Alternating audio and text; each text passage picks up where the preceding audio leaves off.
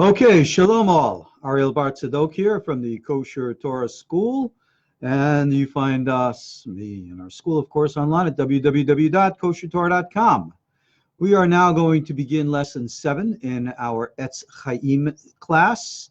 We are in gate 50, Sha'ar Gimel, chapter 3 of the Etz Hayim series. Our present topic is going to be a continuation of what we've been discussing in the past. And that is the topic of what is called the Klipah Nogah. Now, for those of you who are joining me, welcome, welcome. I might remind you, I'm wearing my good old reading glasses here. A, so I can read the text in front of me. And B, so I can take your questions. So please, if you would be so kind, ask your questions within the context of the class. We'll go for the class, I don't know, 40, 45 minutes, whatever we do, cover the material. And then I'll try to take your questions. So if you have any comments, I'll try to respond as I can.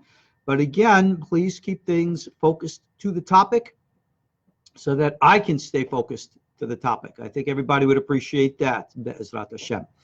Alrighty, so now, just for the record here, we began this series specifically for my YouTube audience. This is now our first class which we're broadcasting live on Facebook as opposed to YouTube, because I had so many requests from so many people on Facebook saying they wanted to attend on Facebook so that they could ask their questions. Well, all right, here I am, and here we are. Let's see where we go with this. So, as I said, this is lesson 7, so we're literally right in the middle of a topic, and I can't review everything we've done in the last 6 hours, so I hope you're up to snuff. That's all I can say.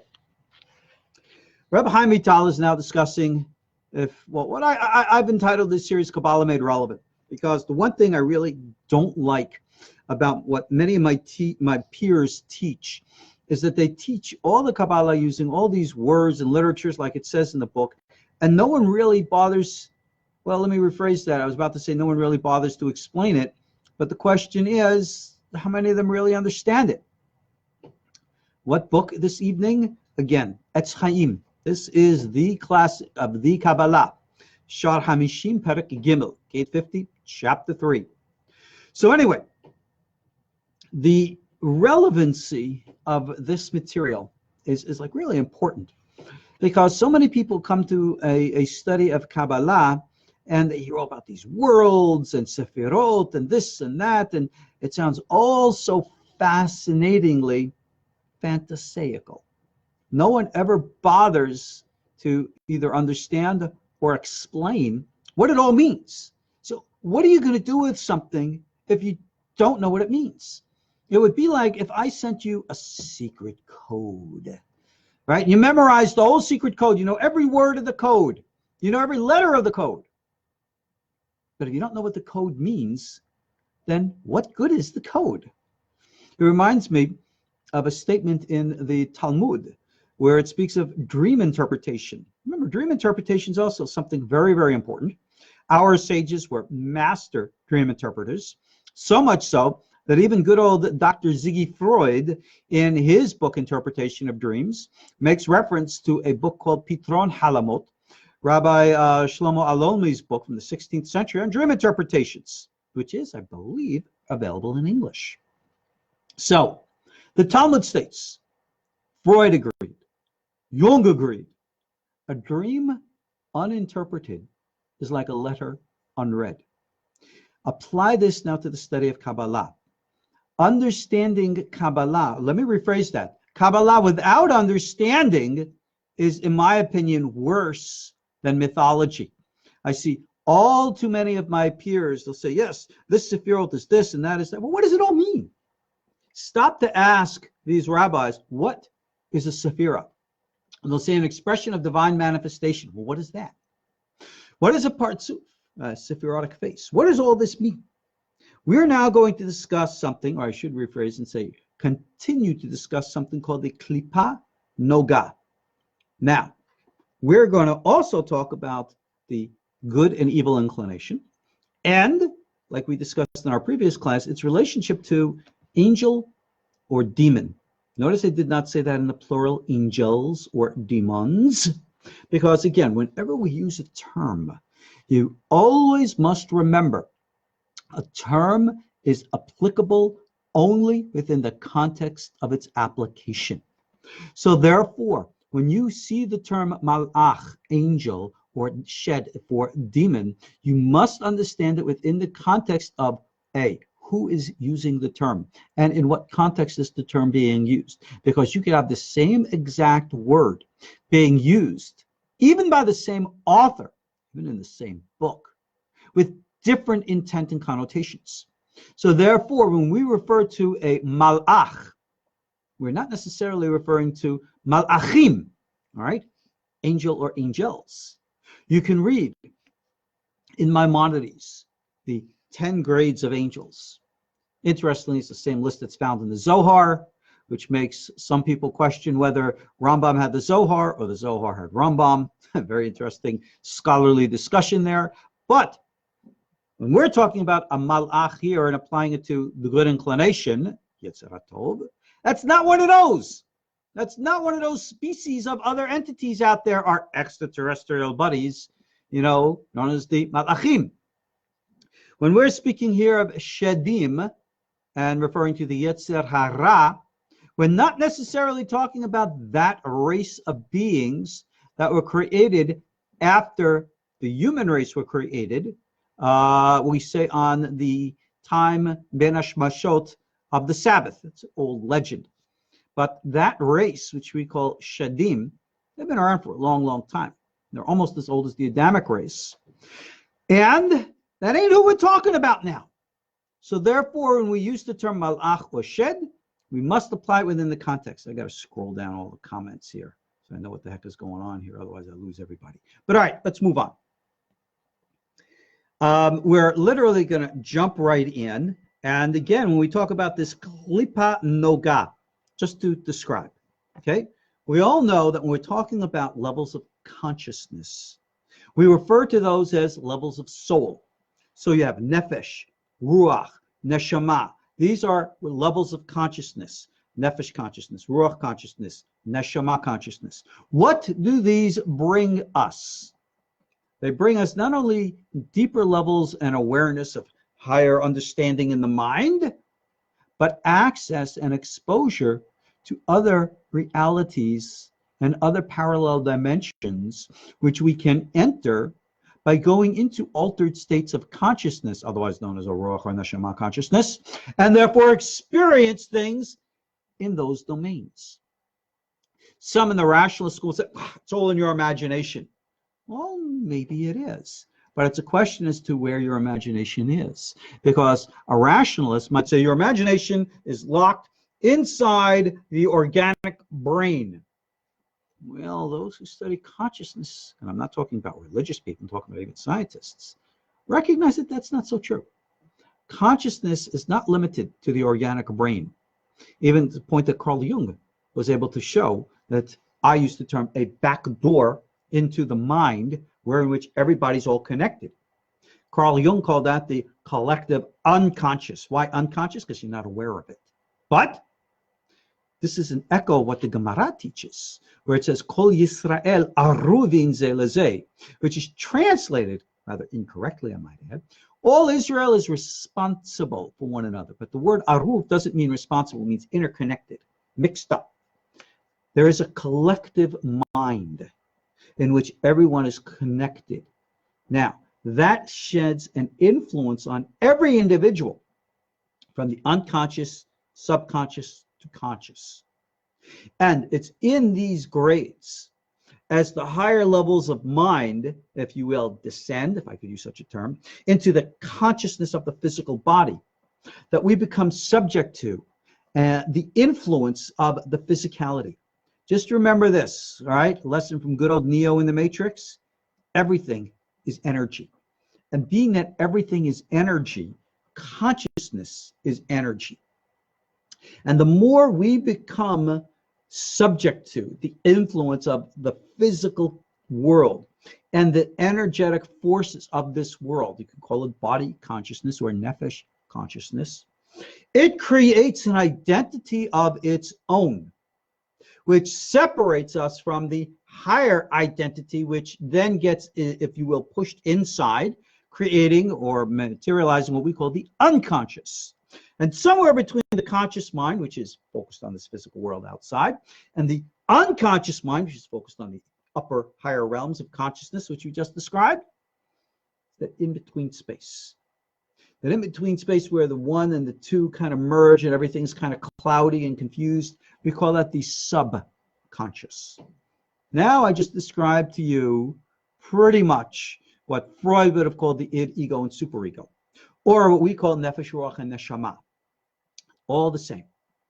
This is what we're talking about, because it's in that realm, that nebulous area, where in which we have that merging of both, if you will, higher influences called good, lower influences called evil. And that merging is given a symbolic name called the glittering shell, or the Klipah Nogah. And we say that associated with this is that domain called the Etz Hadat Tovera, the tree of knowledge, good and evil. Remember from the good old Bible story? Eating of the whatever fruit it was. So, good and evil. Physical, spiritual, higher, lower. Don't look at this in such a moralistic point of view as other religions do. We do not look at physicality as being evil or bad or anything else. We do not shun the physical world. On the contrary, we seek to embrace it and elevate it through holiness by making everything in the physical world holy.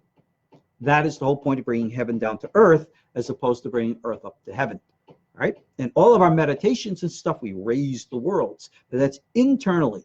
And the purpose is so that we can bring energy down so that we can elevate the worlds and bring heaven down to earth and have that merging. We call that mad and man. Ma'im nuchrin, ma'im duchrin, feminine waters, masculine waters, a whole bunch of stuff. We discussed this in our Etz Hayim classes and our other Etz Hayim classes for our students, you know, our registered students of our student body here. Now, just for the record, this series of classes, the only public classes that I'm teaching here. And of course, I teach numerous classes during the week for a registered student body. I teach the Otzrot, I teach other sections of the Etz Hayim. We've started teaching Emek HaMelech. I'm teaching the Kabbalah of the weekly Parsha from Rabbi Abu Chatzera. And we're soon going to be starting Shurim in Shara Kavanot itself. So for those people who really want to learn with us, you know, we ask for your donation, your financial support to help us, you know, keep things going. And if that's what you're interested, go on my website, get all that information up there. It says become a contributing student, right on the front page, KosherTorah.com. You give me a call, get to know me, I get to know you. We become, you know, members, student body. That's how it is.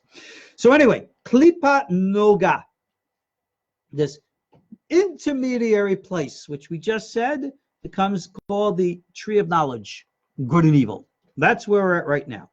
So we discussed something, a blemish from what happened in that situation in the Garden of Eden, this tree of knowledge, good and evil.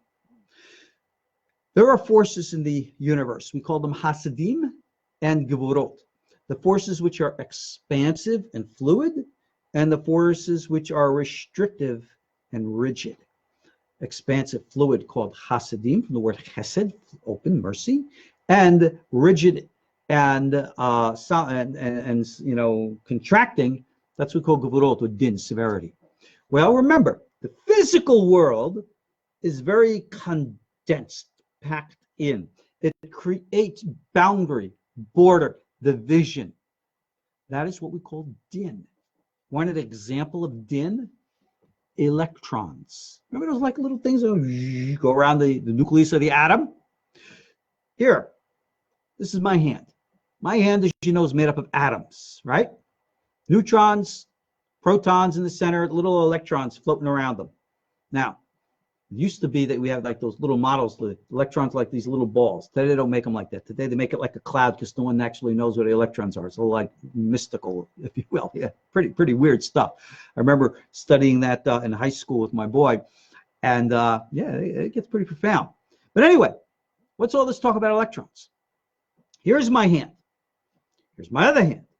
In case you notice, They don't go through one another. Why? Go read your science textbooks, and they'll tell you the space between the atoms right here on my finger, between atom 1 and atom 2, is like the distance of planets between one another in comparison. Good gosh, I don't know about you, but if I was flying a rocket ship, I certainly wouldn't have a hard time flying in between the Earth and Mars, right? Earth and Venus. Man, there's billions of miles out there. I think I'd be able to navigate my way through. So if there is such a distance, comparatively speaking, between one atom and the next in the fingers of my hand here, and that's one, how come they're colliding with one another? How come one finger just doesn't go right through? How come we have physical space? Answer, the electron fields. The electron fields create repulsion. So it's actually the electrons in the atoms of this hand, which are bouncing off the electrons in the atoms of this hand, knowing the difference. I always question how those little itsy bitsy balls of atoms know what the heck to be, right? If I think about it like little marbles, if I have these little itsy bitsy marbles, and these get together to form the molecules, which is oxygen, and those get together to form the molecules, which are hydrogen. They get together in this 2-to-1 ratio, and they become something we call water. And then somehow, somewhere, along comes this other group of molecules, and they call it nitrogen. And along comes this other, and they call it whatever. How the heck do all these little balls know what to do, to be what they are? That's that indwelling knowledge. Science will tell you it's laws of nature. If you have laws of nature, you have to have a lawgiver. Where do the laws come from? Well, that's what we call the indwelling presence, which we can call in Hebrew the Shekhinah, the inner programming, the inner knowledge. Everything has that within it. And being that everything has a sense of identity, the more physical a world becomes, the more concrete, or if you will, solid, that electron field becomes. So when we go into those domains, which we call the, in quote, spiritual, we can postulate. Remember, we speak of this world being in relationship to the higher worlds. This is the feminine world compared to the higher, which are masculine. We call this again Za and Tzadok, Tiferet, Malchut. How curious that even in the form of the atomic structure, you have positive and negative. And we ascribe the electrons to a negative field, which is, again, the symbolic of the feminine, kind of like in the yin and the yang and the ma and the ben, whichever traditions you want to apply the metaphors from. And gee whiz, right there in science. So when we understand din, severity, gevurot, we are referring to the construct of things. Because when we get into the higher domains, which can be the realms of emotion or the realms of thought, how fluid and structured, or structured, I should say, how fluid or structured is an emotion? Think about it. Can I extract an emotion and show it to you? For example, this is my pencil. I can show it to you. I picked it up off my desk. Here it is. Show me an emotion. Now, you can express an emotion through your behavior, but I want to see the emotion itself for what it is. It doesn't exist. Show me love. Show me hate. Don't express it or demonstrate it. I want to see it, right? Don't demonstrate to me the pencil. Show me the pencil. A thought. Open up my brain, pick out a thought, show it to me. You can't. Because they don't exist in the context of electron fields that create the physical matter. They are not within that context of din or rigidity or lack of that fluidity that we speak of. They're in a higher, more fluid ways. That's why emotions are always like waves going back and forth, which is why you have the 6 sephirot, which make up the realm of emotions, which we call, again, the small face of God, Zer Anpin, which is the higher man. And then you have the realm of thought, which is even more pure, more refined. Thought can become more nebulous. These are the things. So as the realms become more concrete, they become more physical. What then would the Yetziratic realm, which corresponds to the domain of emotions, or the Bariatic realm, which corresponds to the realm of thought and mind? What is it really? We believe that these are actual, tangible universes. Are they physical? Well, it all depends on how we want to define that word, physical. Do they have atomic structures with electron fields like ours does? I don't think so. But that doesn't mean it does not have a nuclear structure of its own within a context of whatever particles exist in those domains which make up those fields. And I think that's the way we need to come to understand these worlds. So we're going to now talk about a malach, or a shed, or good and evil. The point that we made in the last class was that good and evil are actually tangible. We refer to them as an angel or a demon, but not within the context, like we said, of what Maimonides' enumerations of angels are, or the nature of the actual shadim, like Ashmodai and all the rest of those guys who exist in inner earth. Yeah, they really do exist in inner earth, right? And remember what it says in Avot Rabbi Natan, the shadim, like human beings, eat and drink, sexually procreate, and they die. We're not talking about one of those. All right, that's somebody else. This is something similar. That's what we're talking about here. So, the original order of the physical universe was supposed to be that the influences of the fluidity, called these Hasadim, was supposed to materialize first. So the universe would have been expanding. Don't we see that now in modern science? They look out and they see everything in the universe is expanding. That's the Hasadim. How come our human experiences are not like that? Answer, because human consciousness became rigidized. And therefore, by this eating of the tree of knowledge, good and evil, we became very tangible, very, very structured. And therefore, we say the Gevurot entered first in a reverse of how it should have been in the natural order of the universe. And this is why we say here, it continues, the Hasadim le'olam nish'arim tov. That power of the fluidity and expansiveness is always good. Ein sham shadim. In that expansive energy, you don't have shadim. Why? Because the shadim, by the nature of who and what they are corresponding to this domain. We might refer to them as earth spirits, nature spirits, and the like. They are indigenous to our earth.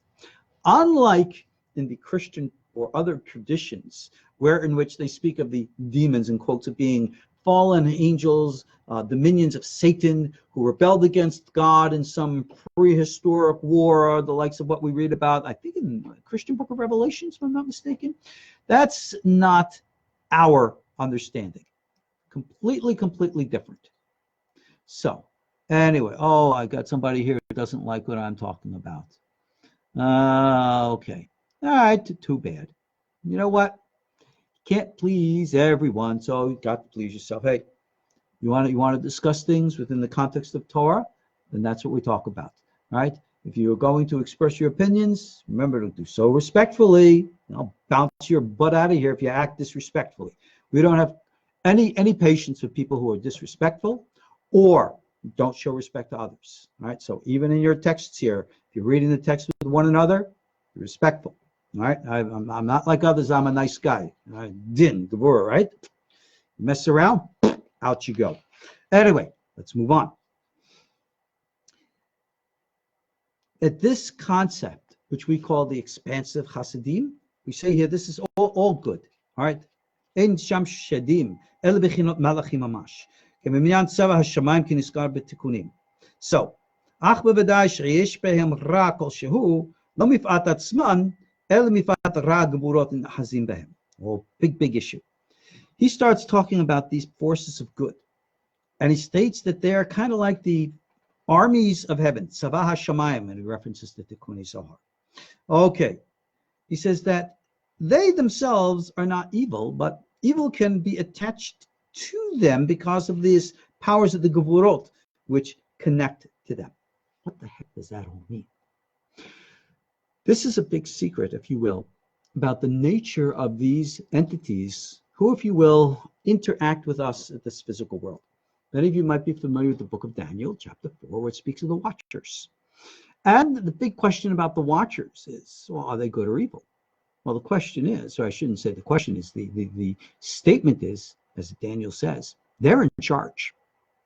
Anything and everything that happens on this earth, they are in charge of, because God ordained it so. These malachim, these entities, these watchers, they do as God tells them. But remember what it says in the book of Isaiah, I think chapter 45, verse 7, if I'm not mistaken. God is the one who is in charge of both good and evil, light and darkness. Ani Hashem oseh et hakol, right? We say the words in our prayers. Yotzer or uborei hoshech. Oseh shalom uborei. The prayer says et hakol, but the original verse says borei ra. God's in charge of it all. We don't have a duality. We don't have a dichotomy. There's no God and devil duking it out for the control of your soul. All of that exists within us. But these entities, they're in charge. And as such, just like Isaiah 55 says, God's ways are higher than our ways. His thoughts are higher than our thoughts. When God directs the malachim to interact here on earth and to direct human affairs, it doesn't always follow the morality that you and I might be comfortable with. In that respect, that's very, very problematic. All right. So ultimately, again, I got somebody here who's quoting from a Christian context of Lucifer and all the rest of that stuff. Remember, that doesn't exist in the Jewish tradition. There's no such thing as a Lucifer. Any reference to the Satan, right? Go look at the book of Job. So, you know, he's an angel who serves God, right? Anything else is just metaphorical symbolism, which was adopted literally by the Christian and other traditions, and they ran with it, which is completely foreign to our understanding. So just to let you guys know, I know we have a wider audience here than our Jewish audience, but hey, that's what we're here to do. We're supposed to educate, and I hope that's exactly what we're doing. So let's move on. These Gevurot, this force or energy, which seems to rigidize and make things concrete, right? It causes these other forces, if you will, to become more dense. I don't know what other word to use it. Their consciousness is dense. They think in very rigid forms. So if you were, for example, to meet an actual shed, an actual demon, all right? No, there wouldn't be these, red skin with horns in their heads going, oh. That's all Hollywood make-believe nonsense, all right? If you're seeing things like that, I think you're watching too much television or movies, all right? But what you will find is an entity which is very rigid, very black and white. Things are this way, that way, no other way. They don't understand anything gray. They don't have a concept of a center column of the Sephirot. They are this way, that way, boom. It's the way they are. You know people like that? Yeah, black and white. That's no other. That's a very rigid Gevurah din way of doing it. That is demonic. That is not the way of Torah mitzvot. So for those of you, for example, if you've ever studied Gemara, what is the way in nature in the Gemara? The Gemara is always like fluid. Torah is always compared to the ocean, where you're going in waves. Now remember something about Gemara. It is not the word of God. Nowhere in the Gemara does it say, thus saith the Lord. No, Gemara is the words of our sages. Everybody acknowledges it. We call it Dinei D'Rabbanan. They're the words of human beings. Baruch Hashem, thank God. The Gemara is an encyclopedia, which includes almost every opinion, everything wild and crazy you can imagine. Some things great, some things not great, things we agree with, things we don't agree with. Many people point to things that are written in the Gemara and say, look at what the Jews say. Yeah, but that's an individual. An individual said that. That's not an expression of authentic Judaism. It's an opinion. You got a lot of opinions. We don't agree with all the opinions, but the opinions are to be expressed. That's the nature, the fluidity of things. Okay? That's that Hasadim mentality of the higher self, which is why we study Gemara. In all due respect, in my opinion at least, the greatest and most deepest of all Kabbalistic works is probably the Talmud itself. Because forget about the subject matter, whether it's Shabbat or Hulin or this one or that one, Baba this or Baba that. You get into the flow of it. You get into the movement and the understanding of the ideas. and your mind expands. And that is expanding consciousness. That is the Hasadim, as opposed to the rigidity. That is not our way. So I'm just going to jump in here and continue here. All right. When you have Klipah Nogah, this Klipah Nogah, this glittering shell, is that place inside us where in which we can choose to become rigid like that, like the shed, or more fluid like the malach. We become more rigid like solid matter, or more fluid. You'll notice the state of matter. We go from solid to liquid to gas to energy. In all of these, the nature of the atomic structure, one is more packed, loose, looser, loosest. So loosest, there's such a word? I make up things. Okay. You understand what the point is. What exists beyond? We state that particles, rotate and go around like this up until the speed of light. What happens beyond the speed of light? Then you're no longer in the material physical universe. Are there actual particles that exist at hyperlight speed? Well, yeah, modern science says such a things exist. They call them tachyons. No, not the kind that you see in Star Trek or Star Wars, but the real things, whatever they are. And I don't think anybody's grabbed them because they're not in this universe. They're in a higher realm. That's Yetzirah for you. Okay? It creates an entirely different laws of nature and physics. So this is that domain, the Klipah Nogah, which enables us, if you will, to become more and more loose, fluid. This is the way of the Hasadim of our Torah, and this is how we elevate. So the lower you go, Ra. The higher you go, Tov. Reb Hayim states here, right? Adam nolad, hine oto הנפש שלו צריכה לברר אותן הניצוצות מגיעים לחלקו שנפלו ממנו על ידי חטא האדם הראשון בקליפת נוגה. When a human being is born, it is the job of his soul to sift out all the sparks that are associated with the source of his soul that fell during this, in quotes, sin of Adam into the Klipah Nogah. Asher zeh kavanat lidat ha'adam ba'olam hazeh. This is the purpose of the human being coming to this world, the Havin Zeh. Understand this, all right? Alidei mitzvot, mivareret otan halakim, and by the performance of the mitzvot, we're able to sift out all of these portions that are blemished within us.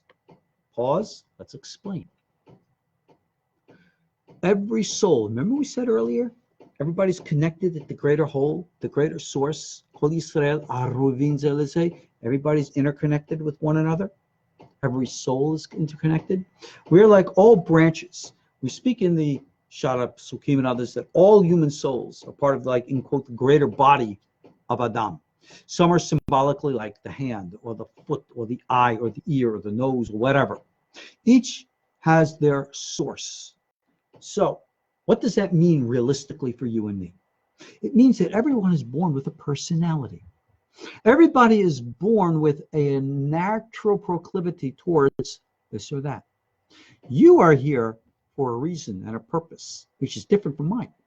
You are where you are at because you need to be there. You are involved with whatever circumstances you are involved with because you need to be there. I'm involved with mine, you're involved with yours, and somehow, some way, in the greater scheme of things, we merge together, and if you will, like symbolically speaking, our boats are sailing together along the ocean here on Facebook at this moment. And we communicate one with another, one way or another, and we learn. Every soul, when it comes to this world, comes from its source with the intent to materialize that higher source here in this physical mundane world. So when this world is so rigid, our job is to lighten it up, fluid, make it a little bit more fluid. We call that mituk hadinim. Now, at present, the only places and domains in which we can do that is in Yetzirah or Biri'ah, corresponding to the realms of emotions and thoughts. We can also do it with regards to our deeds. That's act of loving kindness, like being a nice human being and the like. But can we actually change the physical world? Well, modern science is teaching us certain things. We are taught that when Mashiach comes, whatever that is, that the entire structure of physical reality is going to be subject to an elevation.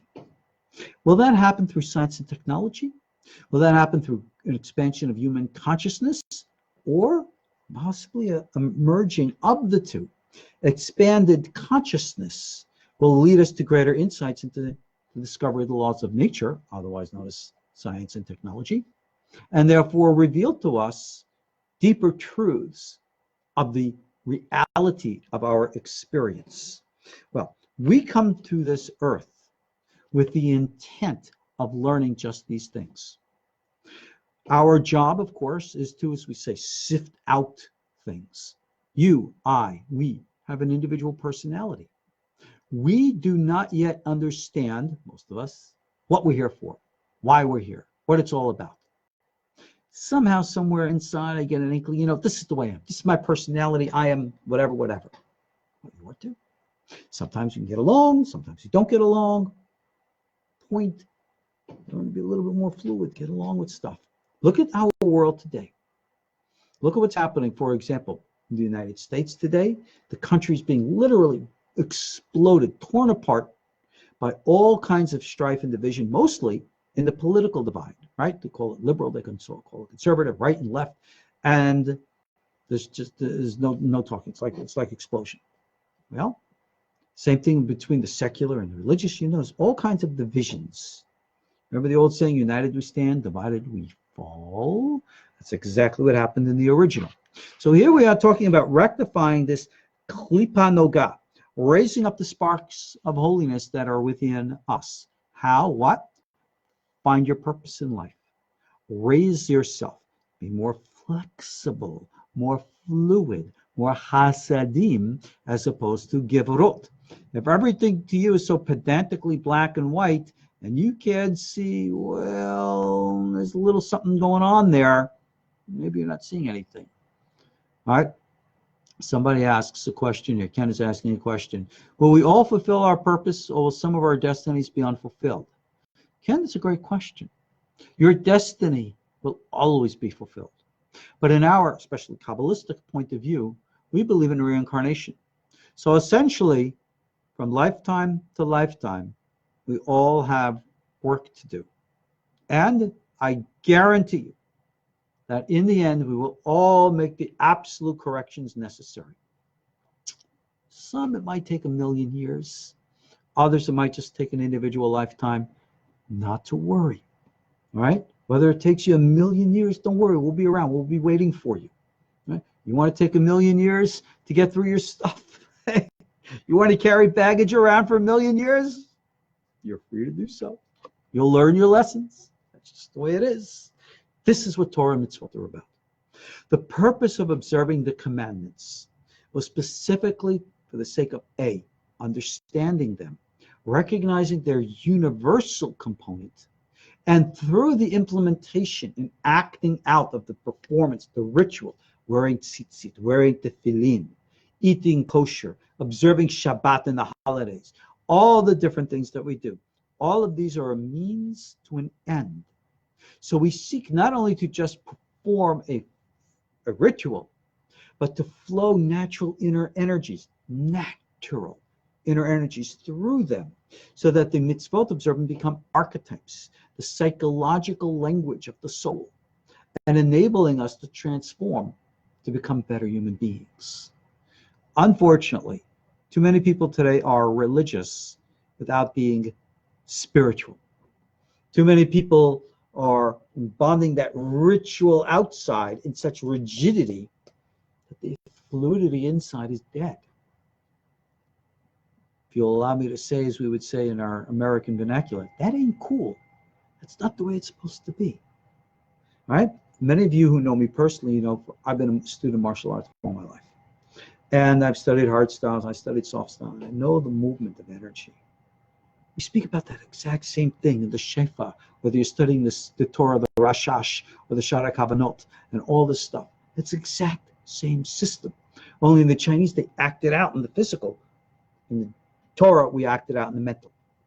The only difference between the systems.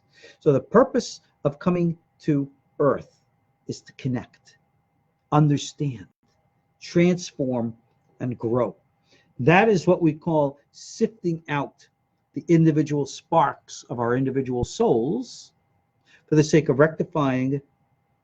If, let's say, for example, I'm the left arm, you're the right shoulder, you're the eye, you're the ear, you're the nose and the mouth. When we connect and collectively correct the body of humanity, because remember, all are connected, this is how we have an influence. So here's a little secret. You want to influence the world? Doesn't matter what part of the body you are. Doesn't matter if you're the toenail. It doesn't matter if you're the gray matter of the symbolic brain. It doesn't matter. Because you're connected.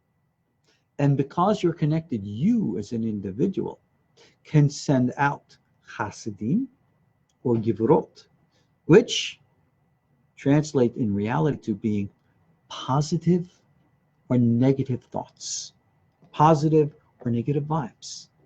You can have an influence on all of humanity by the thoughts that you project out into the collective. When we recite our tefillot prayers, the Amidah every day, it's not a gimme wish list. For those of you familiar with the ritual of Torah prayer, the Amidah, you'll notice it's always in the collective. It's in the general form, plural form, as opposed to the individual. There's nowhere it says, Hashem, give me, give me, give me. It's all give us, give us, give us, because we're actually projecting our thoughts into the collective to create the reality which we seek. So it doesn't matter what part of the body you are, because whatever you are, you're projecting that energy into the whole of the body. That is the tikkun of yourself and of the whole. So we continue, since it states here, all right, as we said, this is how we sift out and rectify through the observance of the mitzvot. They become the archetypes of our observance. However, know that when a soul is born, it never comes raw or naked, as we say here. Rak chad diukna hanikra tselem, the kaim taman be'et yitzirat adam. What does that mean? Well, guess what? When your soul emanates down into the physical world, it's never disconnected from what we call the spiritual world. It has what's called the tselem. The tselem is that image of God within. That's that influence from above. That's that higher level of consciousness. Yeah, I guess you can call it your higher self. You can personify it in the form of a magid. What it is that influence within you, which is called your conscience, where in which you know the difference between good and evil. Now, I've known individuals who literally lived wild and crazy lives, and they have done wild and crazy things in their lives, and they can get to a point where they do wild and crazy things that, what on earth am I doing? And literally, bing, it just bounces them to a sense of reality of finding righteousness again. How many of us have had that experience? How many of us is this their story? This is exactly what we're talking about here. That is the tselem, that tselem Elohim, which is within, which is our teacher, our conscience, our guide. Many times we suppress it, we repress it, we push it down into that subconscious. But sometimes we push down, and like a spring, bing, bounces back up. What do you know? Those people have completely lost that semblance of connection. We say that they are, in quote, excommunicated. They've lost their souls. When a person has lost their soul, their connection to their own inner self, the way that you see it materialized is usually in the form of depression. In other words, a person becomes self-destructive onto themselves. They don't give a good gosh darn about anything in life. They don't care about themselves or others. And you will see it in the forms of all types of self-destructive abuse. And the only way you can repair that is to invert the energy and get it back, reconnect the individual. Have to reconnect to the image of God within. Sometimes that is done through the, if you will, expression of a religious conversion or religious transformation. We call it being a Baal Teshuvah. Sometimes it's Other than that, depends on the individual and the circumstances. But this is what it's all about. This is why mitzvot observance, doesn't matter if you're Jewish, doesn't matter if you're observing Torah, turning back to God, somehow, somewhere, reconnects. And that's the most important thing. Now, it brings down something interesting here. Ha'inyan, listen to this. Ha'av ve'em mevi'in oto ha'nefesh, hen b'zchutan yotzu oto ha'nefesh melamala.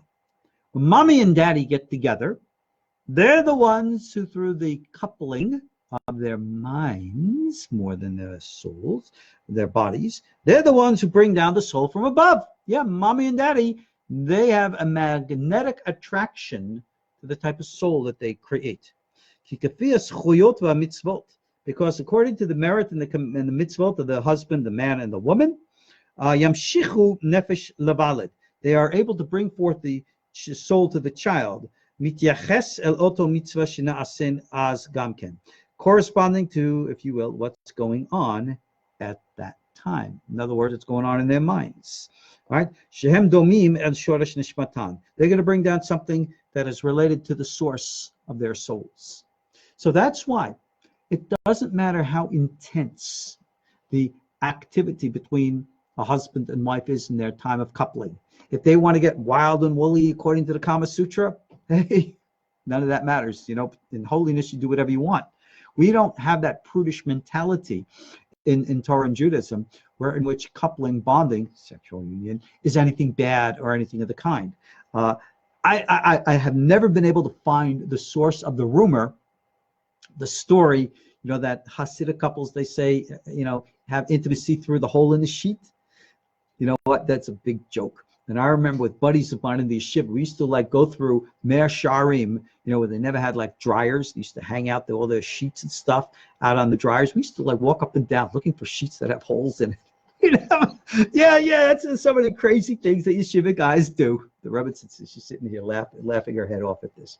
She has to take it to Me'er Sharim and show her the crazy guy, what crazy guys do. No, I've never seen a holy sheet.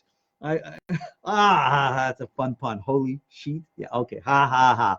Anyway, no, we're a little bit more intimate than that. But at the same time, it's kadosh. Really. All right.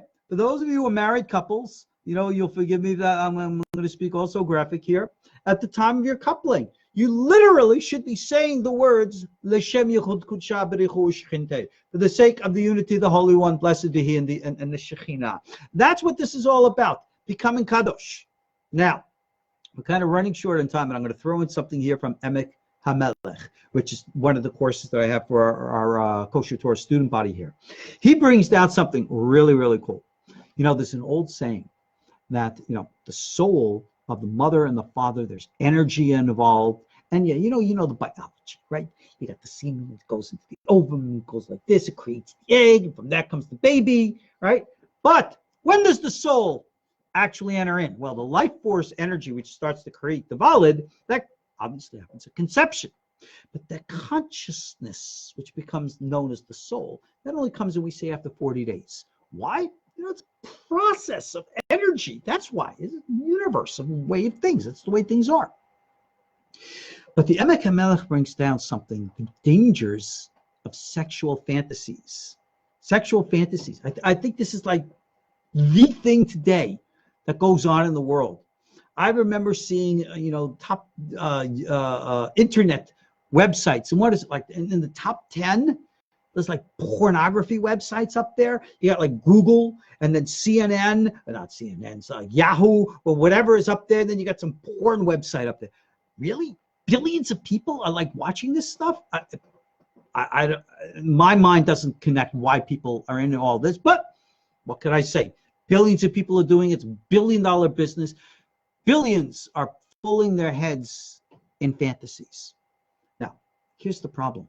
The Emek HaMelech states that if and when you have a husband and a wife and they're coupling, right, procreating, if the mind of the husband is not on his wife but fantasizing about some other woman, or the woman is fantasizing about some other man, then the magnetic energy of that which is in the mind of the husband and wife is what gets drawn into the soul of the child. So essentially, the child is going to be the biological child of the coupling of the husband and the wife, but it will be the spiritual child of the other partner being fantasized, which is why you find in children many a time personality elements that you do not always find in the father or the mother. That is what the Emek HaMelech teaches about the nature of soul influence and why it is so absolutely important that at the time of Yichud, the husband and wife got their act together on one another. So all of this porno stuff, if you're using it to fantasize because you got a problem with your spouse, that's a big problem, right? I hear porn is a big abusive problem today. There's porn addictions, all that. I hear about it all the time. Good gosh, guys, gals, find someone you can love and like really express like heart and soul kind of stuff. And if physicality is important to you, good gosh, go to the gym, work out, right? Make yourself attractive. I love, old colleague, Dr. Laura Schlesinger. Many of you might remember, she's still on satellite radio. She wrote books to husbands and wives telling them how to just be basic and simple and good and kind. So what does that have to do with Kabbalah? That's the fulfillment of Kabbalah. That's exactly what we're talking about here, how to implement all of these deep Kabbalistic lessons. Is what the Emek HaMelech teaches real? Well, he's not the only one who teaches things like that. You'll find those same types of teachings in other mystical systems around the world. There's something to them. So therefore, guard your thoughts. Don't go looking for those bikini babes out there, or those big muscle guys, and saying, oh, I wish my husband was like this. I wish my wife was like. You know what? If you want your husband to be like that, you want your wife to be like that, you know what? Be kind, be gentle. Get him to go to the gym. Get him to eat healthy. Do all the stuff like, Halakha and Torah teaches us to do. Okay. Anyway, that is what he says here about drawing forth the soul and things like that. And therefore, we are able to sift out all of the sparks from the Klipah Nogah when we do things right to bring the holy soul down. So this nefesh, this holy soul, adayin hu b'chinat ibur sh'az ein bo dat kenodah. But the soul, even until such a time as it's not yet knowledgeable, but I'm going to stop here, and we'll pick this up in our next class, talk more about souls and bringing them down, because, like we say, every soul starts with the influence of the physical and has to rise up above it. So that's why it says that the child is born with the Yetzer Hara and then has to rise to become conscious of the Yetzer Hatov. Everything at first is just focused on the individual. Look at children, right? Children normally, 2, 3 years old, are not altruistic and giving out everything. That becomes later as consciousness expands. Children, when they're very young, focused on themselves. They have to be. That's how a child grows. They got to eat, they got to drink, they got to grow. So ultimately, we say that the child is born with a Yetzer Hara, and then eventually evolves to accomplish or receive a Yetzer HaTov, usually around the time of the Bar Mitzvah, through the observance of the mitzvot, which is the time of puberty, which son of a gun. That's exactly what Ziggy Freud taught with regards to development of the ego versus the id. Yeah, it comes from our Torah, our Kabbalah. Alrighty, so I'm going to stop now. I'm a little over time and where I wanted to be, but okay. This is now the time. If you have questions, please type them into text. If I see anything there that's viable, valuable, it's something, I'll read them and I'll answer them. So now's the time. What do we got? Jonathan's making a comment like tuning an instrument to harmonize in the orchestra. You betcha. That's what everything's all about. Larry likes my teachings. Thank you, Larry. I appreciate that. Anybody have any sayings, questions, criticisms, complaints? Remember, be nice. Yes, no, maybe so? No, very interesting. Well, I'm glad to be interested. Hey, I'm getting off easy tonight, right? I'm running out of time. So are you. Alrighty then. No questions? I know I'm going to say goodnight and somebody's going to ask a question. It's always the case. But alrighty then. We're at 55 minutes already, so we're at the end of the hour. But I want to thank you all for listening. Again, I'm your host, Ariel Tzadok from the KosherTorah School. You find us online at KosherTorah.com.